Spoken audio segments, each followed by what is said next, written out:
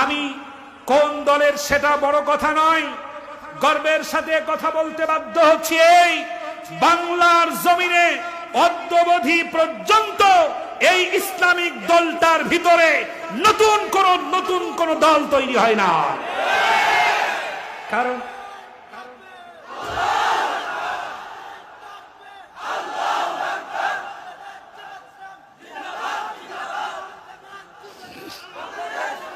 নতুন কোন দল তৈরি হয় নাই, আত্মকলহ নিজেদের ভিতরে নাই, থাকলে মুহূর্তের মধ্যে তা মিটিয়ে নেয়।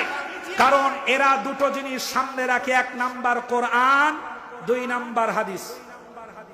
যদি এটার সাথে হলে পরে তুমি থাকবে, আর যদি না মেলে সারা পৃথিবীর পরিচিত মুখ যদি হয় তাকে বয়কট করতে এক মুহূর্ত দ্বিধা করে না। কারণ কোরআনের সাথে মিল নাই, তোমার আমার দরকার নাই।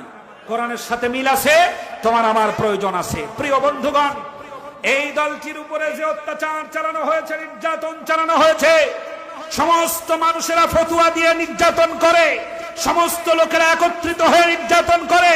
আহলে হাদিস ফতুয়া দেয়, তাবলীগের লোকেরা ফতুয়া দেয়, গিয়াসউদ্দিন তাহেরিরা ফতুয়া দেয়, সমস্ত ফতুয়া আর নির্যাতন চালানোর পরেও এটা বন্ধ হয়ে যায় নাই, বরং আল্লাহর কোরআনটাকে বাংলার জমিনে প্রতিষ্ঠা করার জন্য জীবন দিতে 365 দিন তৈরি থাকে। যারা আমার সাথে একমত আছেন দুহাত রাখতে পার উঁচু করে দেখা।